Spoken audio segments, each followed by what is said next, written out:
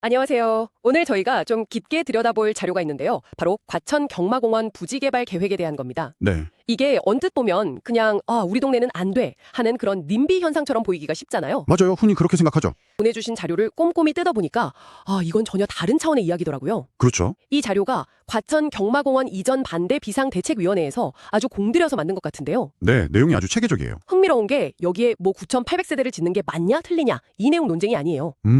이 계획이 세상에 나오기까지의 과정, 바로 그 과정 자체에 현미경을 들이대고 있더라고요. 오늘 바로 그 부분을 파고들어 볼까 합니다. 맞습니다. 이 자료들이 던지는 핵심 질문이 바로 절차적 정의가 지켜졌는가 이 문제거든요. 절차적 정의요? 네, 단순히 우리 동네 피해보니까 반대한다. 이 차원을 넘어서요. 도시의 미래를 바꾸는 이런 중대한 결정이 과연 어떤 과정을 거쳐야 하는가. 아주 근본적인 질문을 던지고 있는 거죠. 좋습니다. 오늘 자료들이 조목조목 짚어내는 문제점들을 한번 따라가 보시죠. 네, 그럼 바로 시작해 볼까요? 자료 초반에 아주 강렬한 문장이 나오네요. 핵심은 공급이 아니라 과정입니다. 네, 이 한 문장이 전체를 그냥 관통하는 메시지 같아요. 이건 집을 더 짓고 말고의 문제가 아니다. 딱 선언하는 거잖아요. 그렇죠. 그게 이분들의 논리적인 출발점인 셈이죠. 주택 공급이라는 어떻게 보면 거스를 수 없는 대의명분 앞에서 다른 모든 가치나 절차가 무시되면 안 된다. 이런 항변이거든요.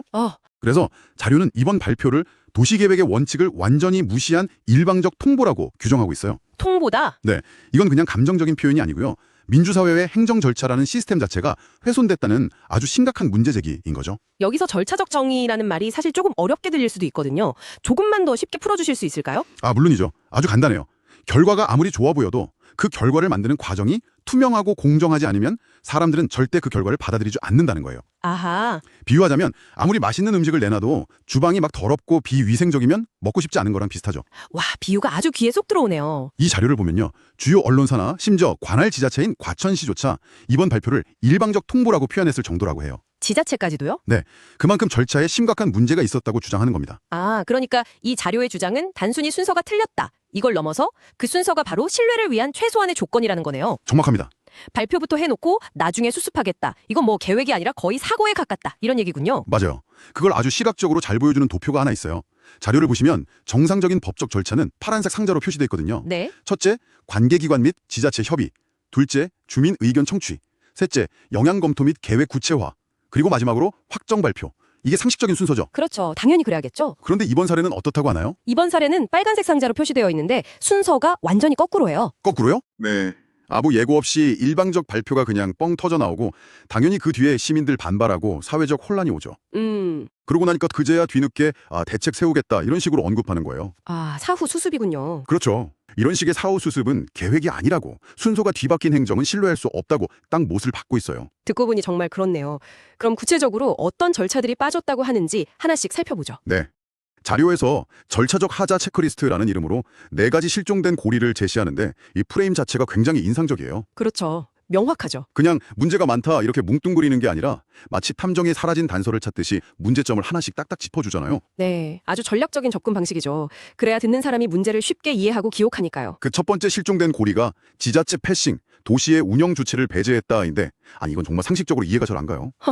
도시계획을 하면서 그 도시 행정을 책임지는 시청에 말을 안 할 수가 있나요? 놀랍게도 이 자료에 따르면 그게 현실이었다는 겁니다. 정말요. 관할 지자체인 과천시는 이 거대한 계획을 사전에 전혀 협의하지 못했고 다른 시민들처럼 언론 보도를 보고 처음 알았다고 해요. 와, 도시의 실질적인 운영 주체가 논의 과정에서 완전히 배제된 거죠. 잠깐만요. 근데 이게 왜 그렇게까지 심각한 문제인 거죠? 어차피 중앙정부가 더 큰 그림을 그리는 거 아닌가요? 바로 그게 이 문제의 핵심입니다. 중앙정부가 아무리 멋진 청사진을 그려도요. 그 계획이 실행되면서 생기는 온갖 문제들 있잖아요. 네, 뭐 교통이라던가. 그렇죠.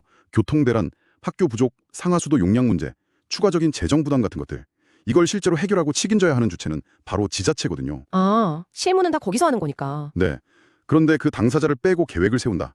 이건 마치 수술할 의사는 빼고 병원 행정직원들끼리 수술 계획 짜는 거랑 똑같아요. 비유가 정말 현실성이 떨어질 수밖에 없죠.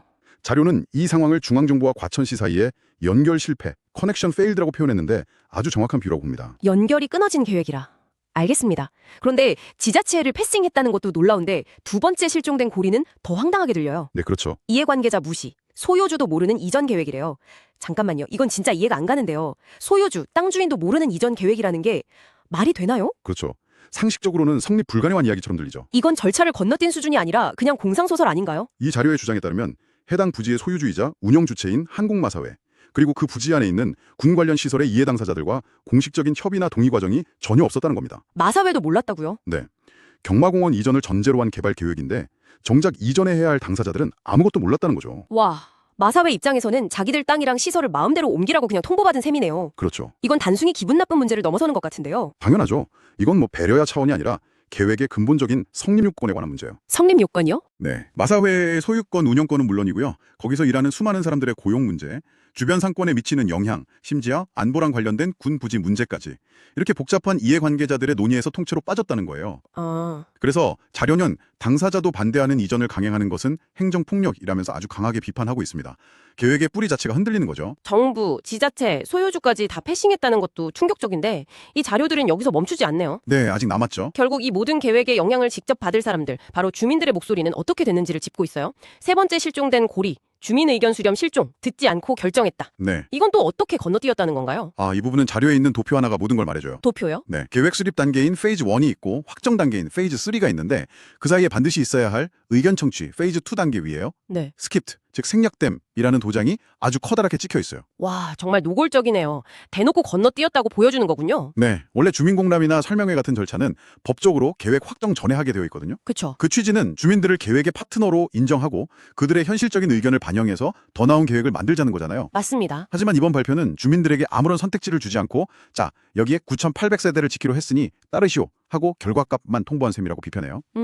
이건 시민을 파트너로 보는 게 아니라 그저 일방적으로 설득하거나 제압해야 할 대상으로만 여긴다는 증거라는 거죠. 듣고 보니 정말 신뢰가 생길 수가 없겠네요.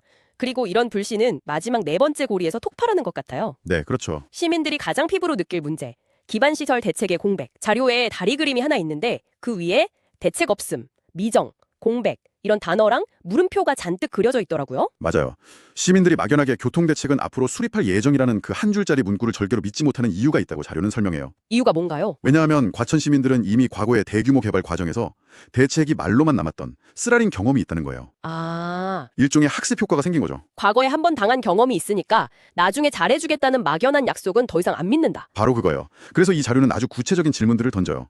언제, 웬, 누가, 후, 어떻게, how. 아, 구체적으로요? 네, 그 교통대책 입주 전에 완공은 되나? 그 많은 돈, 재원은 누가 부담하나? 구체적으로 어떤 지하철 노선과 도로를 만든다는 건가?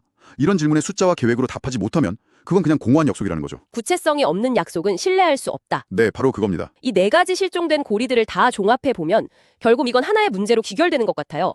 바로 신뢰의 붕괴. 맞습니다. 한 슬라이드에서 저울 그림을 사용해서 이 역설적인 상황을 아주 잘 보여주던데요. 그 저울 그림이요? 네, 한쪽 접시에는 9,800세대 추가라는 도시의 명운을 바꿀 만큼 무거운 결정이 올라가 있고 반대쪽에는 검증 절차가 있는데 이쪽이 터무니없이 가볍게 그려져 있어요. 맞아요. 상식적으로는 결정이 무거울수록 검증 절차도 더 꼼꼼하고 무거워야 하잖아요. 당연하죠. 그런데 현실은 정반대였다는 거죠. 이렇게 중요한 결정을 하면서 오히려 모든 절차를 생략하고 졸속으로 발표했다. 이 역설적인 상황이 시민들의 신뢰를 한순간에 무너뜨렸다고 자료는 분석합니다. 그리고 불안정한 구조물이라는 비유도 정말 영리하다고 생각했어요. 그 건물 비유요? 네, 계획에 흠이 있다 정도가 아니라 이 건물은 기초가 부실해서 곧 무너진다는 강력한 위기감을 전달하잖아요. 정확한 지적입니다. 그 비유의 핵심은 이거예요. 기초, 즉 절차적 정당성이 상실된 건물은 아무리 외벽에 비싼 페인트를 칠하고 인테리어를 보수해도 결국 무너질 위험이 있다는 거죠. 아, 다시 말해 기본적인 협의와 절차가 다 무시되고 신뢰가 완전히 붕괴된 상태에서 정부가 뒤늦게 내놓는 몇 가지 보완 대책은 의미가 없다는 거예요. 기초가 썩었는데 부분적인 보수공사가 무슨 소용이냐? 바로 그겁니다. 그렇군요. 그래서 이 자료들이 내리는 최종 결론은 아주 명확하고 단호하네요. 네, 이번 9,800세대는 주택 공급이 아닙니다. 도시계획 절차의 붕괴입니다. 순서가 틀린 계획은 받아들일 수 없다는 선언이군요. 맞습니다. 그렇기 때문에 이들이 요구하는 건 지역적인 계획 수정이나 보완이 아니에요. 그럼 뭔가요? 부실한 기초 위에 세워진 건물을 일부 고쳐 쓰는 게 아니라 기초부터 잘못됐으니 처음부터 다시 시작해야 한다는 거죠. 아, 전면 철회군요. 실제로 다른 단축구멍에 맞추려고 해선 안 된다는 것이 이 자료들의 일관된 주장입니다. 과천 경마공원 개발 계획을 둘러싼 갈등의 핵심을 깊이 들여다봤습니다. 이걸 보고 나니 이 문제가 단순히 특정 지역의 이기주의 문제로 치부될 수는 없겠다는 게 명확해지네요. 그렇죠. 오히려 중요한 공공정책이 어떤 방식으로 결정되고 소통되어야 하는지에 대한 중요한 질문을 우리 사회 전체에 던지고 있는 것 같아요. 맞습니다. 오늘 살펴본 자료의 핵심 키워드는 결국 절차적 정의였어요.